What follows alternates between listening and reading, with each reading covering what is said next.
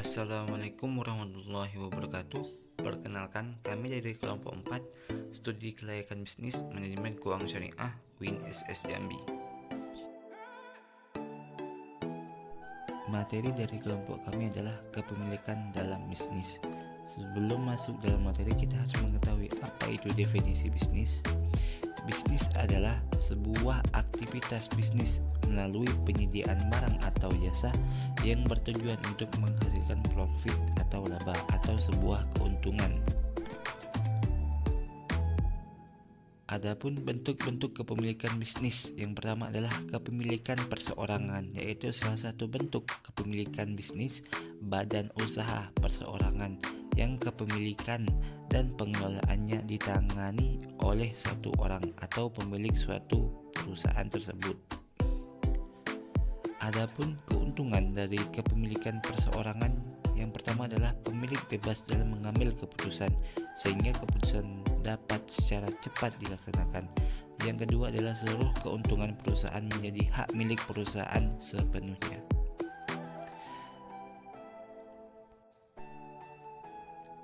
Adapun kerugian dari kepemilikan perseorangan, yang pertama adalah tanggung jawab pemilik perusahaan tidak terbatas.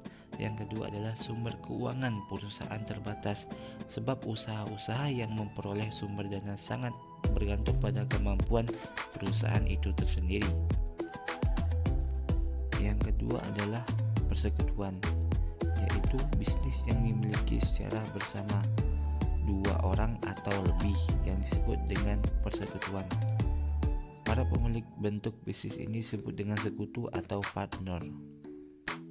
Masuk dalam kelebihan atau keuntungan dari persekutuan, yang pertama adalah kemudahan dalam pembentukan, yang kedua adalah sumber daya yang lebih besar, dan yang ketiga adalah penyatuan pengetahuan dan keterampilan yang mudah dalam menentukan tujuan dari perusahaan tersebut.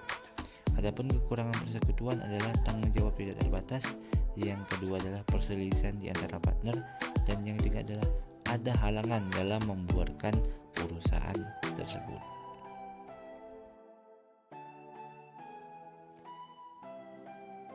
C. Perseroan firma. Persekutuan yang berbentuk firma dilakukan oleh dua orang atau lebih dengan nama bersama untuk menjalankan suatu bisnis. Pembentukan firma mengakibatkan tanggung jawab masing-masing anggota firma tidak terbatas. Kelebihan firma. Terdapat pembagian kerja di antara para anggota sehingga kemampuan manajemennya lebih baik. Pendiriannya relatif mudah. Kebutuhan modal dapat tertutupi.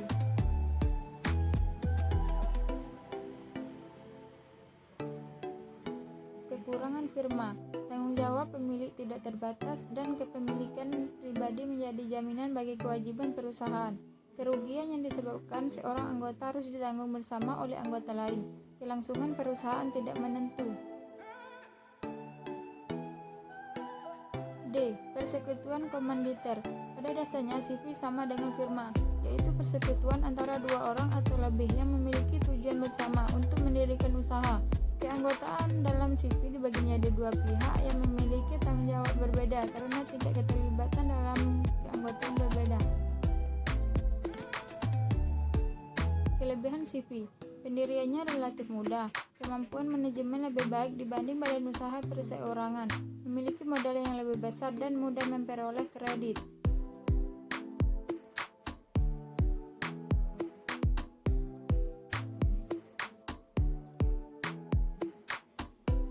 Kekurangan CV. Kelangsungan hidup tidak menentu, sulit untuk menarik kembali modal yang telah ditanamkan, terutama bagi partner umum. Sebagian anggota mempunyai tanggung jawab yang tidak terbatas. Korporasi. Korporasi atau perseroan terbatas adalah organisasi bisnis yang berbentuk badan hukum, di mana tanggung jawab dan kewajiban usaha terpisah dan pemilik modalnya. Bentuk badan usaha ini berbeda dengan badan usaha perseorangan maupun persekutuan, karena pemilik tidak harus memimpin dan mengelola perusahaan. Kelebihan PT. Memiliki sumber dana yang lebih besar, kewajiban terbatas, ukuran yang besar, jangka waktu hidup lebih lama.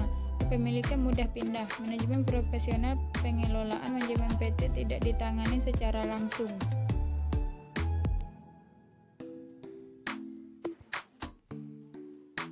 Kekurangan PT, biaya pendirian mahal, konsultasi kontrol administrasi yang rumit, pengenaan pajak berganda, ukuran yang besar, kesulitan yang membubarkan.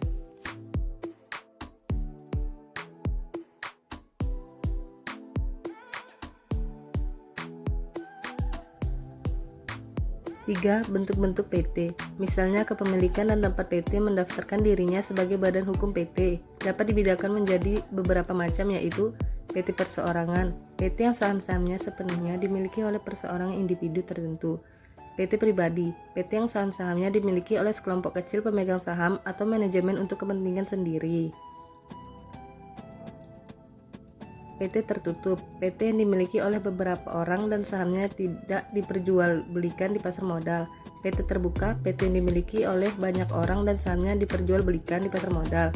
PT domestik, PT yang berbadan hukum di suatu negara dan melakukan bisnis di dalam wilayah negara tersebut. 4. Bentuk-bentuk perusahaan lain. Selain berbagai bentuk perusahaan di Indonesia, terdapat beberapa bentuk perusahaan yang diatur di luar KUHD, antara lain BUMN, koperasi, dan yayasan.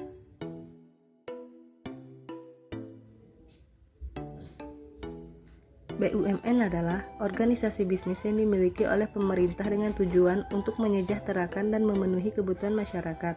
Tujuan utama yang berorientasi pada kesejahteraan masyarakat tercapai, BUMN dapat memperluas usaha untuk mendapatkan keuntungan. Koperasi. Koperasi adalah organisasi ekonomi rakyat yang berwatak sosial, beranggotakan orang-orang atau badan hukum sebagai usaha bersama berdasarkan asas kekeluargaan dan kegotong royongan.